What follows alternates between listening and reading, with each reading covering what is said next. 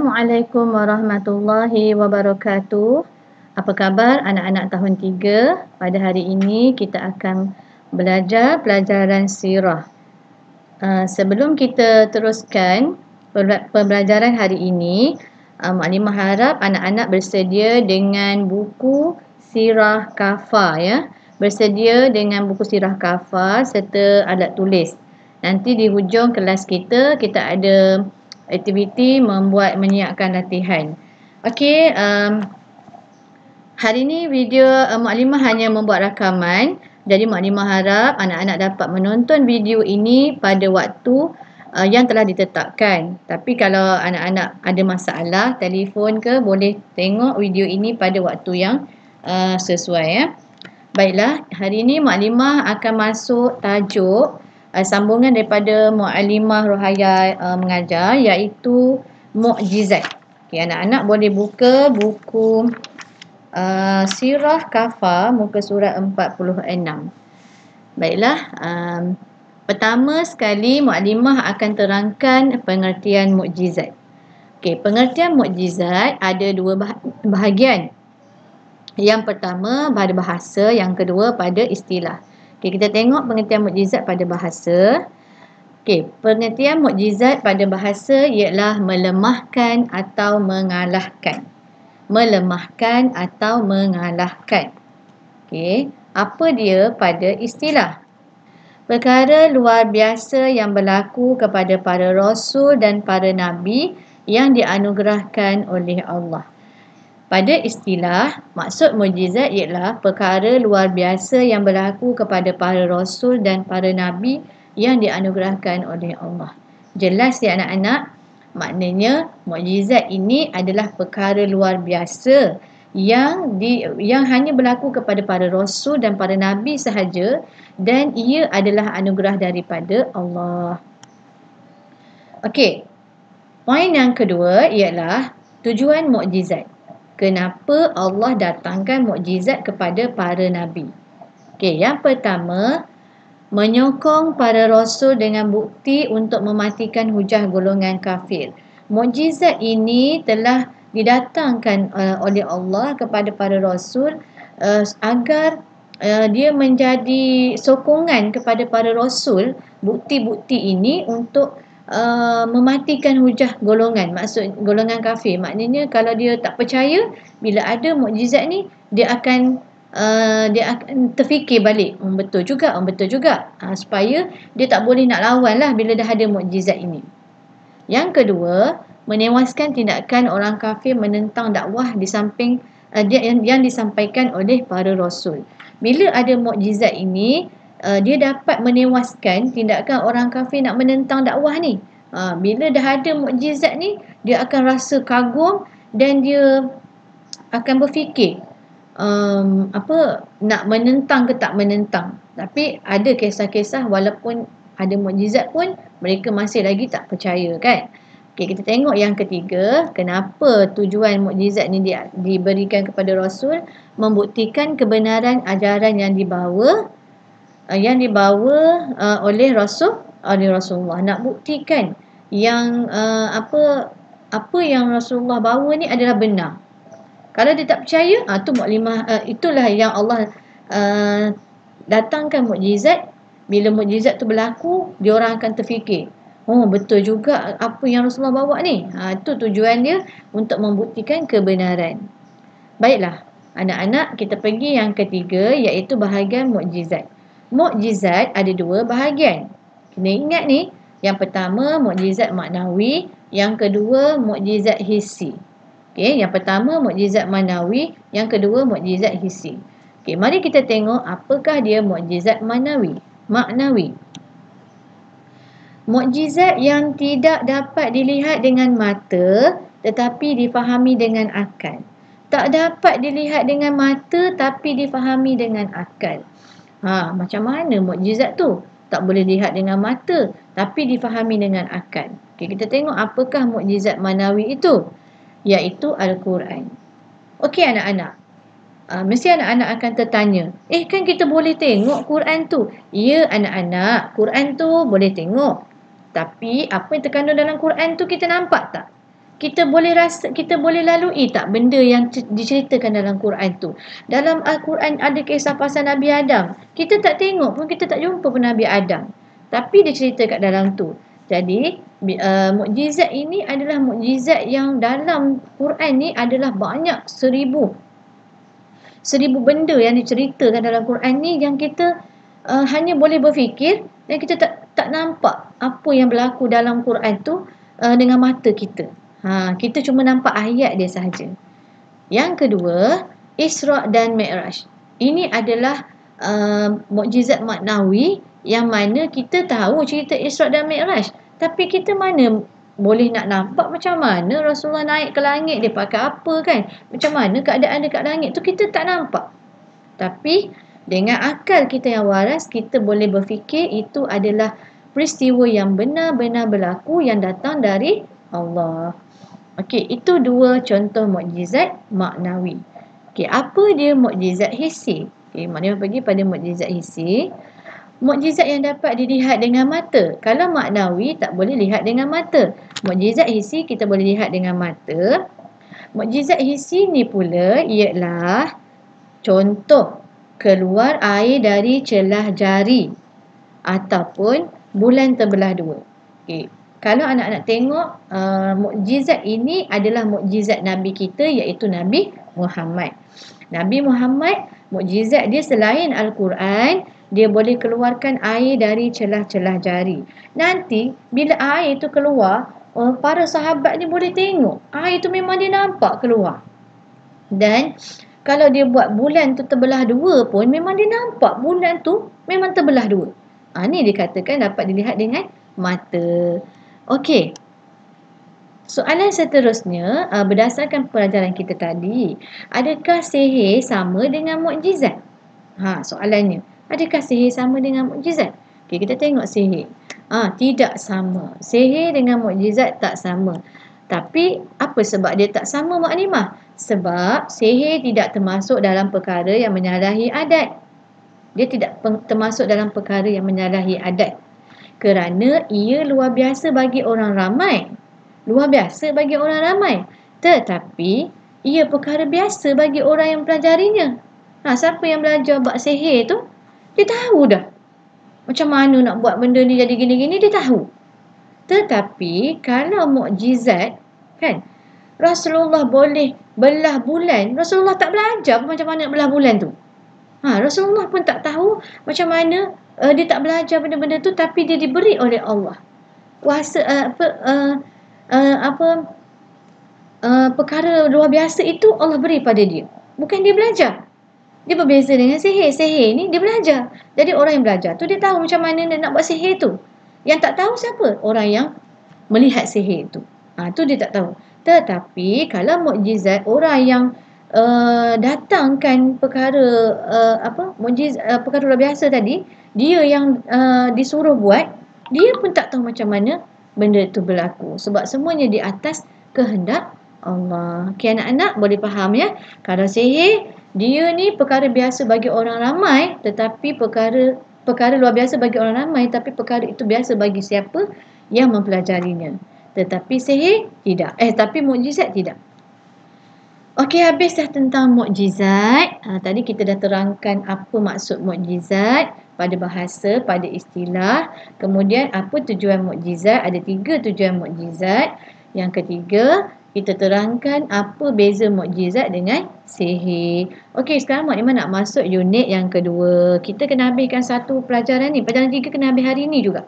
Sebab kita ada satu lagi pelajaran 4 kita nak habiskan minggu depan. Lepas cuti je kita tak akan belajar dah sirah ni. Kita akan masuk kepada buku akidah pula. Sebab tu kita kena habiskan 2 tajuk ni dalam 2 minggu ni. Okey, kita masuk unit 2. Mukjizat Nabi Muhammad. Hari ni kita nak terangkan tentang mukjizat Nabi Muhammad. Okey. Pertama, kita wajib beriman kepada Rasul. Beriman kepada Rasul adalah rukun iman. Semua orang Islam wajib percaya kepada rukun iman. Antaranya ialah beriman kepada Rasul. Rasul adalah manusia pilihan Allah. Bertanggungjawab menyampaikan ajaran Allah. Allah pilih Rasul ini dan dia adalah bertanggungjawab untuk menyampaikan ajaran Allah. Okey. Seterusnya, bagi membuktikan benar itu utusan Allah, mereka dikurniakan mukjizat. Bila Allah dah pilih Rasul ni untuk dia menyampaikan kebenaran, Allah datangkan mukjizat nak bagi bukti yang dia ni betul-betul utusan daripada Allah. Kadang-kadang tak ada bukti, orang kafir tak nak percaya kan? Okey. Apa lagi seterusnya? Mukjizat adalah perkara luar biasa yang hanya berlaku kepada Rasul. Tadi Mak Limah cakap, mukjizat hanya berlaku kepada Rasul. Dia tak akan berlaku kepada orang biasa, ya. Dia hanya berlaku kepada Rasul. Mukjizat tidak dapat ditiru oleh orang lain. Dia tak boleh ditiru oleh siapa-siapa mukjizat ini, sebab dia adalah perkara luar biasa yang datang dari Allah untuk disampaikan untuk diberi kepada para Rasul.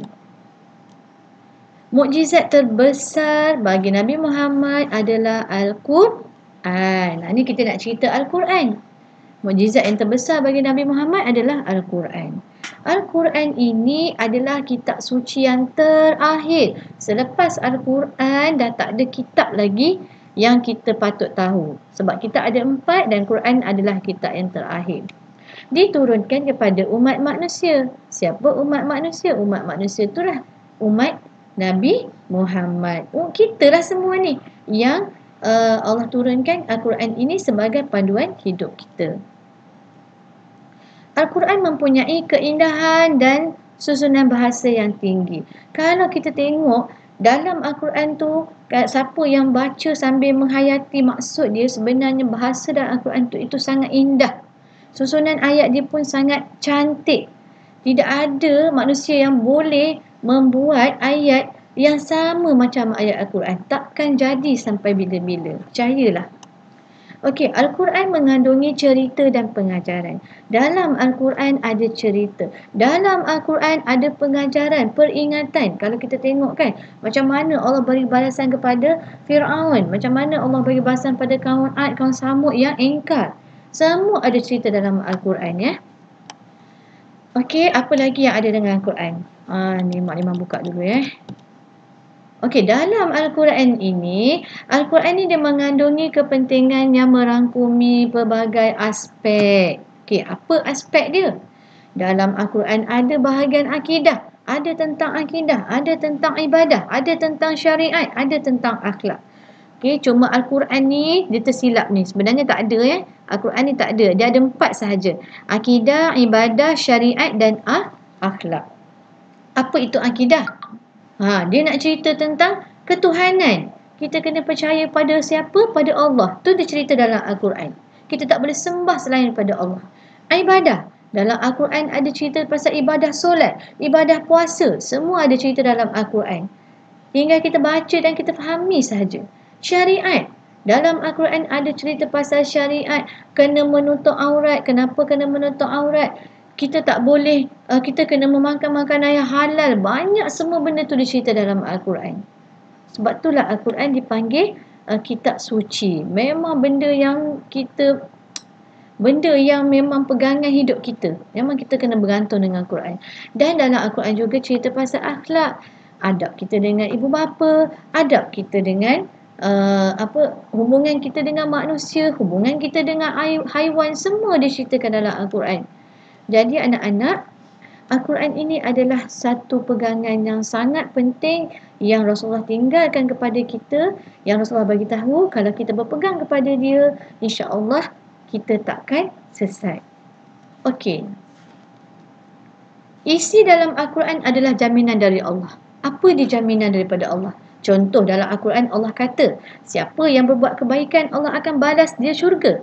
Allah jamin orang yang buat kebaikan tu akan dapat syurga.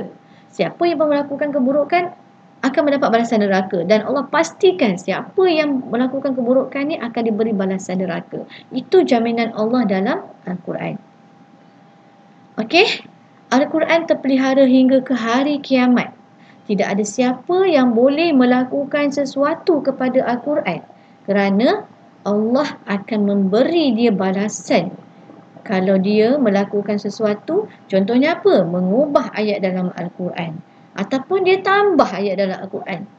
Ayat dah cantik, dia pergi tambah pula perkataan lain. Ini benda yang sangat dimurkai Allah.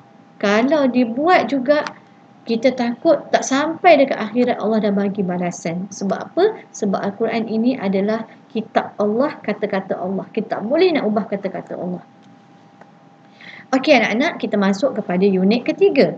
Kalau tadi kita fokus kepada mukjizat Nabi, iaitu mukjizat maknawi Al-Quran. Sekarang kita nak masuk kepada mukjizat hissi Nabi.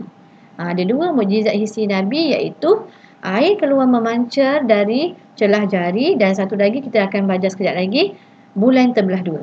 Okey, air memancar dari celah jari. Dia ada dua kisah. Maknimah ringkaskan. Kisah pertama. Setibanya rombongan Nabi di desa Hudaibiyah, mereka dalam keadaan dahaga. Hanya ada sedikit air. Mereka menemui Nabi untuk mengadu. Dia nak beritahulah Rasulullah, ya Rasulullah, kami semua dahaga, air ada sikit. Macam mana? Kemudian Nabi merendahkan tangan, merendahkan kedua-dua tapak tangan dia, dan dia masukkan ke dalam bekas. Masa tu ada satu bekas yang ada air sikit tu. Dia masukkan bekas, tangan dalam bekas tersebut. Dengan izin Allah, air keluar dari celah-celah jari Rasulullah dan menyebabkan air jadi banyak, dan air itu cukup untuk diminum dan untuk berwudu. Nampak tak? Itu antara mukjizat yang Allah beri kepada Nabi Muhammad. Mukjizat ini dia tak tunjuk kepada orang yang orang kafir. Mukjizat ini berlaku antara Rasulullah dengan para sahabat. Okey, itu kisah pertama. Kita ada kisah yang kedua pula. Ketika dalam satu perjalanan, mereka kekurangan air juga. Salah seorang dia bawa satu bekas berisi sedikit air. Kemudian baginda ambil bekas tu tadi, lalu baginda berwuduk daripadanya. Dia ambil air dalam tu, baginda Rasulullah berwuduk. Kemudian selepas dia berwuduk tadi, dia hulurkan 4 jarinya ke dalam bekas tersebut, dan apa yang terjadi? Air keluar dalam bekas tersebut. Air keluar di celah-celah jari Rasulullah, dan mereka pun dapatlah berwuduk. Selepas Rasulullah berwuduk, air itu jadi banyak dan mereka boleh berwuduk. Masa tu jumlah yang nak berwuduk bersama Rasulullah ada berapa orang? Ada 70 orang. Okey, itu kisah tentang air keluar dari celah jari. Simple je kisah ni. Okey, kita tengok unit yang keempat, kisah bulan terbelah dua pula. Maknimah nak cepat sebabnya panjang sangat kita punya tajuk hari ni. Okey, bagaimana kisah bulan terbelah dua? Kisahnya begini. Kaum Quraisy telah mencabar Nabi dengan berkata. Ni dia ada satu situasi lah, pertemuan antara kaum Quraisy dengan Rasulullah masa tu. Kemudian dia mencabar Rasulullah, dia berkata, "Wahai Muhammad, jika betul engkau seorang yang benar, tunjukkanlah kepada kami satu tanda yang kami meminta. Bolehkah belahkan bulan menjadi dua?" Dia nak beritahu Rasulullah, kalau betul Rasulullah ni memang utusan Allah, memang benar, boleh tak tunjukkan dia, tunjukkan dia belahkan bulan tu jadi dua. Apa terjadi? Maka Allah telah memberikan mukjizat itu kepada Nabi Muhammad. Jadi untuk meyakinkan kaum Quraisy yang meragukan kebenaran risalahnya tadi, bila orang Quraisy tu suruh buat macam tu, Allah bagi dia mukjizat, dia boleh belah bulan tu kepada dua. Semua melihat peristiwa tersebut dan merasa tidak ada keraguan. Orang kafir kan, para sahabat tengok semua benda tu berlaku depan mata. Dan peristiwa itu ceritakan dalam Al-Quran, dalam surah Al-Qamar, tu kan, telah hampir sangat kedatangan hari kiamat dan terbelah bulan. Bukanlah maksud kat sini hari kiamat tu nanti terbelah ni. Maksudnya dia nak cerita dalam ni peristiwa bagaimana Allah bagi mukjizat yang Nabi boleh buat bulan terbelah dua. Okey, apa reaksi orang kafir setelah dia melihat? Orang kafir kagum melihat peristiwa itu. Dia kagum, dia rasa takjub. Dan mereka mengakui, ini memang Rasul ni. Tapi dalam hati dia lah, dia tak cakap pun kat depan. Kan? Dia mengaku ini memang Rasul sebab dia tengok keajaiban peristiwa tadi. Namun, disebabkan kedegilan dia tadi, disebabkan kesombongan dia, mereka mengatakan Nabi Muhammad ni tukang sihir, Nabi Muhammad ni tukang nujum dan sebagainya.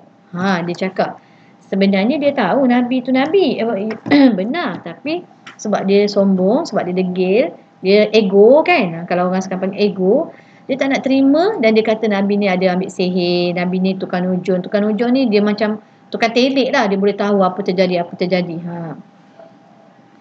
Kemudian sebagaimana firman Allah nyatakan juga kan dalam Al-Quran tadi ayat 1 dan ayat 2. Dan kalau mereka kaum musyrikin Mekah melihat sesuatu mukjizat, mereka berpaling, mereka engkar sambil berkata ini adalah sihir yang terus-menerus berlaku. Inilah kisah dia. Kan dia cerita dalam Quran kan? Mak Nimah cakap tadi dalam Quran ada cerita-cerita kan? Inilah cerita dia. Cerita ini bukan cerita dongeng tapi cerita yang benar, yang memang berlaku. Macam mana Rasulullah belah bulan tadi, dia nampak, dia rasa kagum, tapi sebab dia ego, sebab dia degil, dia tetap kata Rasulullah menggunakan sihir. Jadi inilah yang Mak Nimah nak cerita, mukjizat yang Allah datangkan kepada para rasul supaya dia dapat meyakinkan orang-orang kafir ni apa yang Rasulullah bawa itu adalah benar. Namun ada juga halangan, walaupun dah tunjuk mukjizat pun masih juga tidak percaya.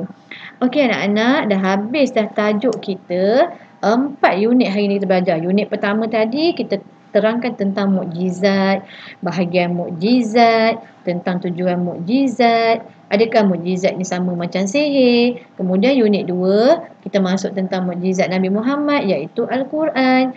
Unit 3 kita masuk mukjizat Nabi Muhammad, tangan mengeluarkan air, celah jari Nabi Muhammad keluar air. Dan yang keempat kita belajar ialah bulan terbelah 2. Mak Nimah harap anak-anak dapatlah benda ni. Senang sangat kisah ni. Mak Nimah dah cuba kecikkan, ringkaskan supaya anak-anak tak pening tengok buku Okey, apa kita nak buat sekarang ni? Mari kita selesaikan latihan dalam buku aktiviti. Okey, anak-anak boleh buka buku aktiviti, kita nak buat sama-sama latihan ni. Tapi kalau anak-anak nak buat dulu, lepas tu nak semak, alhamdulillah lagi bagus. Okey, kita mula latihan kita. Muka surat 48. Mak Nimah dah tulis kat sini 48. Okey, anak-anak tengok dekat sini Mak Nimah tulis ni. Salin latihan ini dalam buku tulis dan tulis jawapan bagi setiap soalan. Yang ni Mak Nimah nak buat dalam buku tulis. Lambat lagi, kita naik sekolah lambat lagi kan, boleh siap. Jadi buatlah. Tapi jangan tangguh, nanti lagi banyak kerja sekolah. Okey, yang pertama, apakah erti mukjizat dari segi bahasa dan istilah? Kalau anak-anak lupa, anak-anak boleh rewind balik video ni sampailah tajuk yang Mak Nimah terang tadi, bahasa dengan istilah. Pausekan dia, anak-anak boleh salin. Itulah kelebihan bila kita dengar video rakaman ni. Okey, berikan 3 tujuan mukjizat. Dalam tadi video Mak Limah pun, dalam rakaman Mak Limah ada tujuan mukjizat. Anak-anak tinggal salin je. Dan huraikan perbezaan sihir. Nyatakan tadi Mak Limah kata, sihir ni apa? Letak je sihir ini adalah ni apa maksud dia. Yang keempat, berikan 2 contoh mukjizat. Boleh bagi Quran boleh, bulan terbelah 2 boleh, air keluar dari celah jari pun boleh. Okey. Okay, sekarang kita nak buat latihan dalam buku aktiviti muka surat 49. Okey, anak-anak bersedia kalau ada pensel tu, kita bersedia dengan pensel untuk kita untuk kita menjawab soalan ni. Okey, kita tengok soalan pertama. Mukjizat diberikan kepada Nabi dan Rasul bagi membuktikan kebenaran mereka. Betul ke tidak? Jawapannya betul. Mukjizat ni nak bukti yang mereka adalah benar. Mereka bawa ajaran yang benar. Mukjizat terbahagi kepada 4. Tadi kita belajar 2 je kan? Mana ada 4? Jadi salah. Mukjizat maknawi seperti Al-Quran, manakala mukjizat hissi seperti bulan terbelah 2. Ya, maknawi kita tak boleh tengok, tapi kita boleh berfikir, iaitu Al-Quran. Hissi kita boleh tengok, bulan terbelah 2. Ni betul. Mukjizat pada istilah ialah perkara yang menyalahi adat. Perkara yang menyalahi adat tadi adalah perkara luar biasa. Okey, dalam buku tadi, sekejap Mak Limah ada kesilapan sikit yang ni. Menyalahi adat ni betul ni. Sekejap perkara yang menyalahi adat. Kalau ikut buku kamu, dia adalah perkara yang menyalahi adat. Kalau ikut dalam nota mukadimah ni, sekejap. Salah pula. Sebentar. Okey, perkara yang menyalahi adat. Iaitu menyalahi adat tu adalah perkara luar biasa. Kalau anak-anak tengok dalam buku ni, mukjizat adalah perkara yang menyalahi adat. Menyalahi adat tu dalam kurungan dia adalah perkara luar biasa. Jadi jawapannya betul. Okey, seterusnya, sihir dan silat mata adalah bukan mukjizat. Ya, betul. Sihir dan silat mata bukan mukjizat. Okey, seterusnya kita pergi yang ni. Okey, yang ni anak-anak Mukadimah tak buat lah. Sebab dia suruh anak-anak salin balik ayat yang atas ni kat bawah ni. Salin dengan betul, baris yang betul kan. Titik yang betul. Jangan tertinggal baris. Okey, salin dua-dua ni bagi cantik-cantik. Okey, kita pergi kepada soalan muka surat. Seterusnya muka surat 54. Dia suruh suaikan. Okey, mari kita buat sama-sama. Air satu bekas cukup untuk berapa orang tadi kita belajar?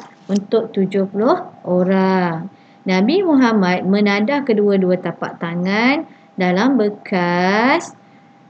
Lalu keluarlah air jernih dari celah-celah jari Nabi. Antara mukjizat hissi Nabi Muhammad ialah keluar air dari celah-celah jari Nabi. Air itu cukup. Untuk apa? Untuk minum dan berwuduk. Dan akhir sekali, mukjizat dikurniakan kepada Nabi dan Rasul adalah untuk meyakinkan mereka kepada kebenaran risalah yang disampaikan. Okey, seterusnya kita pergi latihan yang ni, muka surat 55. Diriwayatkan dari siapa? Dari Anas. Ketika dalam satu perjalanan kami kekurangan apa? Kekurangan air. Seorang dari mereka membawa satu bekas berisi sedikit air. Lalu Rasulullah berwuduk daripadanya. Kemudian baginda mengulurkan 4 jarinya ke dalam bekas itu. Lalu baginda berkata apa? Berwuduklah kamu. Okay, ini kisah yang kedua tadi kan. Kisah yang kedua, tak ada air nak berwuduk. Rasulullah berwuduk. Lepas Rasulullah berwuduk, dia masukkan jari dia dan ada air dan dia boleh berwuduk seramai 70 orang. Okey, kita pergi latihan tentang bulan terbelah dua pula. Okey, muka surat 58 ya.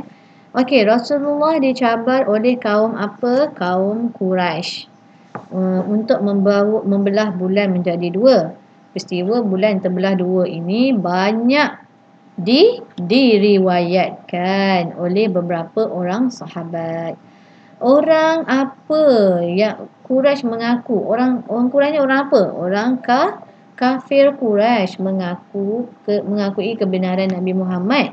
Selepas peristiwa itu, peristiwa bulan terbelah dua. Allah Maha Berkuasa menjadikan apa saja yang dikehendaki. Umat Islam mempunyai keimanan yang teguh tentang kenabian. Bila dia tengok je mukjizat tu, iman dia jadi lagi kuat. Okey anak-anak, Mukadimah rasa setakat ini saja pelajaran kita tentang mukjizat. Rasanya banyak yang Mukadimah terangkan hari ini. Jadi Mukadimah harap anak-anak yang menonton video ini dapat belajar, dapat ilmu dan dapat menyiapkan latihan yang Mukadimah bagi. Jadi Mukadimah mengucapkan terima kasih kepada anak-anak yang telah menonton video Mukadimah. Semoga anak-anak menjadi pelajar yang rajin dan berjaya dunia dan akhirat. Jadi Mukadimah akhiri kelas Mukadimah hari ini dengan lafaz Assalamualaikum warahmatullahi wabarakatuh.